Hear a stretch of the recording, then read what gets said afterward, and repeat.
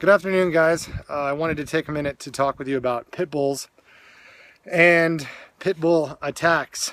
We recently had one in Delano, California, which is not too far from here, where two girls, 7 and 8, were sent to the hospital by their family pit bull. And I have no doubt that it was a tremendous, experience, a terrifying experience, and that the family's shooken up, and it's very unfortunate what happened. Animal control responded and was able to detain, I guess, the dog without incident. And then there's no report on the girls, although I know that they're going to be fine. What I wanted to talk about is responsibility as pet owners and responsibility both to our kids and to our dogs. You can see Diamond behind me, who's a pit bull, is basically tearing up that ball. That ball is her property. As far as she's concerned, that's her favorite thing. She'd do anything to have that ball.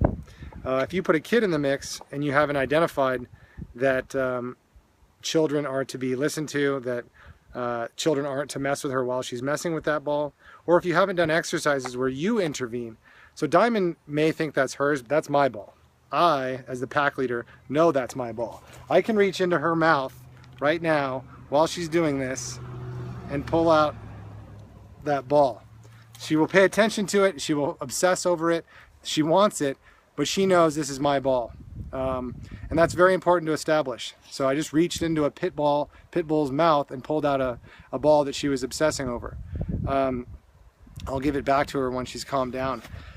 But if we don't go through these scenarios with our families, and we don't put our kids in certain situations where we have to create scenarios that may occur, whether it's possessions, whether it's food, whether it's energy levels. That's another thing that kids do, is they get in fights and they scream.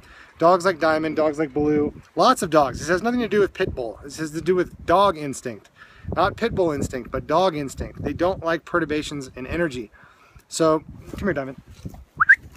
Good girl. So, come here. Come on, Diamond.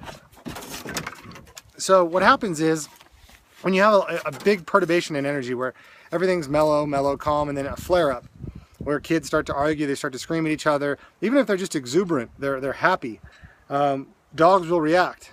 Dogs don't speak English, kids don't speak dog, so it's important that we try to understand dog psychology as much as the dogs can understand our behaviors and patterns. So we have to have rules, where we don't have, if we're not comfortable or we're not 100%, if we haven't done our homework as parents, as canine guardians, then we don't leave our kids together with our dog alone. We have to monitor. That's our responsibility. That's not on the dog. So I don't know what the situation was regarding these particular kids, but I don't believe that a dog responding to its instincts, whether that be energy levels or possessions or something of that extent, should be put 100% on the dog or on the breed. This is just another opportunity that the media has to brand pit bulls as the enemy, as this devil dog that we've physiologically engineered to be terrible. Some will also say that it was the parents' fault, that the parents trained the dog to be this way, which is asinine. I have every confidence in the world that parents didn't train their dog to be aggressive. But what they may not have done is spend enough time acclimating their dog with their family. Anytime you have kids involved, it's paramount that you understand one another's peccadillos. By peccadillo, I mean little idiosyncrasies, And with pit bulls, they have strong instincts, prey instincts, food instincts, stuff instincts, and they respond to energy. And you need to be aware of those things. Just like we wouldn't, just like we're aware on how to deal with rattlesnakes when their tails shake, or we're taught to deal with other types of animals or other types of scenarios based on indicators. And dogs give off indicators. They have body language. We know how they react to certain situations, and that's what we need to be smart about. I mean, I got bit twice when I was a kid by a dog. Neither one of them were pit bulls. One was a husky, and I stepped over him and stepped kind of on him as a small child, and he bit me in the butt. We didn't call the media then didn't go off on a tangent saying, and he bit me good. He all sorts of puncture wounds. And the last thing we thought about was calling animal control to report the dog. It was an infringement on my part. I messed up. The other time I got bit was by our golden retriever, who was also old, and we were fussing around in the kitchen, making a lot of noise. Again, energy levels. Our energy levels spiked. The dog wasn't comfortable with it, and he bit me in the leg. So golden retriever and husky, neither of which are pit bulls, but you could say in those scenarios, dogs attacked the kid. And I think my parents and whoever else was involved, Bill Johnson in one case, knew well enough that it was my mistake and their mistake as guardians and my mistake as a human being to violate that dog's space, step on him, what have you. And no part of, if we would have presented that to the media, no part of them would have reacted to it. But you present any pit bull scenario to the media and they react almost instantaneously. We have a dread fascination with pit bull and pit bull attacks and pit bull this, pit bull that.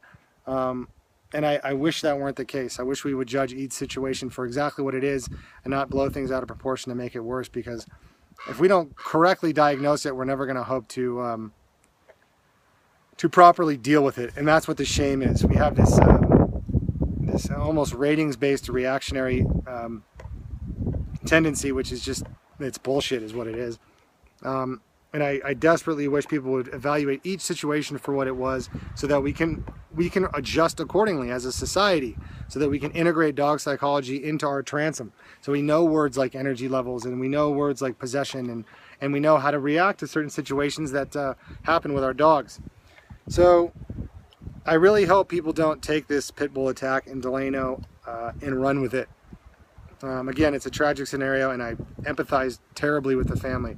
I know what that energy level is like when there is an attack with a dog as powerful as a pit bull going on, and it is a terrifying ordeal, both with myself, with dozens and dozens of times I've been involved with scenarios like that, and it's not fun, and it really makes you feel helpless.